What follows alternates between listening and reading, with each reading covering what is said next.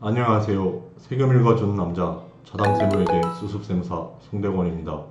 오늘은 조선일보가 만든 부동산 콘텐츠 플랫폼인 땅짓고 2022년 6월 21일자 기사인 공시가 6억 이하 주택 상속받으면 1주택 종부세만 낸다의 내용을 다루어 보도록 하겠습니다. 기획재정부는 지난 6월 21일 정부 서울청사에서 부동산 관계장관회의를 열어 임대차 시장 안정 방안 및 3분기 추진 부동산 정상화 과제를 발표했다고 합니다. 그 내용은 우선 정부가 올해 2022년부터 종합부동산세를 부과할 때 상속주택의 경우에는 5년 동안 보유하더라도 다주택자가 아닌 1주택자로 간주하여 그 종합부동산세 부담을 경감하는 것, 그리고 수도권 기준으로는 공시가격 6억 원 이하, 수도권 이외 지역 기준으로는 공시가격 3억 원 이하의 상속주택에 대해서는 기간 제한을 두지 않고 1주택자 혜택을 주기로 한 것이 그 골자입니다. 이러한 정부의 정책은 올해 공동주택 가격이 1년 전에 비해 17.2% 급등하면서 종합부동산세 부담이 따라서 불어날 것으로 예상되자 내놓은 조치로 풀이된다고 합니다. 이번 조치로 갑자기 상속받은 주택 때문에 다주택자가 되어 예상치 못한 세금 폭탄을 감당해야 했던 국민들의 세부담이 줄어들 것으로 예상되는데, 이러한 상속주택을 상속받은 상속인들은 다주택자에서 1주택자 신분이 되면서 세율, 기본공제, 고령자 공제, 장기보유 공제, 공정시장 가액 비율 등 5가지 혜택을 받을 수 있게 되었기 때문입니다.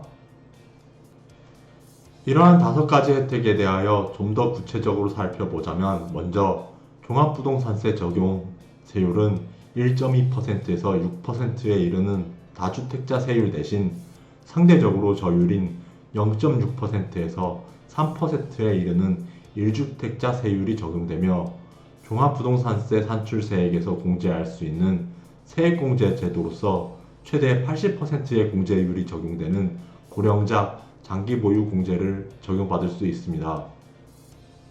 그리고 종합부동산세 과세표준 계산 단계에서 주택의 공시가격에서 차감할 수 있는 기본공제액은 6억 원에서 14억 원으로 늘어납니다.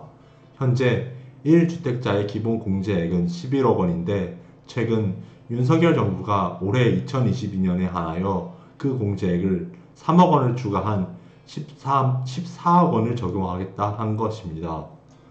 또한 정부는 올해 2022년에 한하여 보유세인 재산세와 종합부동산세의 공정시장 가액 비율을 낮춰주기로 했는데, 상속주택 보유자 또한 마찬가지로 이러한 공정시장 가액 비율을 적용받을 예정이라고 합니다. 즉, 재산세의 경우 이러한 공정시장 가액 비율을 1주택자에 한하여 60%에서 45%로 낮춰주기로 하였고, 종합부동산세의 경우에는 그 공정시장 가액 비율을 1주택자와 다주택자 공통으로 100%에서 60%로 인하한다고 합니다.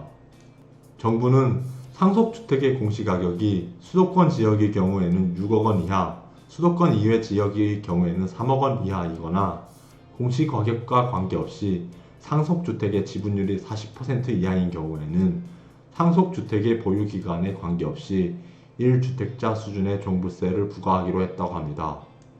반면에 수도권 지역의 경우에 그 공시가격이 6억 원을 웃돌고 상속주택과 관련한 그 지분율이 40%를 초과하는 경우에는 5년 동안의 기간에만 1주택자 수준으로 종합부동산세를 과세한다고 합니다. 그리고 상속주택뿐만 아니라 지방 중소도시나 농어촌 지역 주택을 보유하는 경우에도 1주택자 수준의 종합부동산세를 부과한다고 합니다.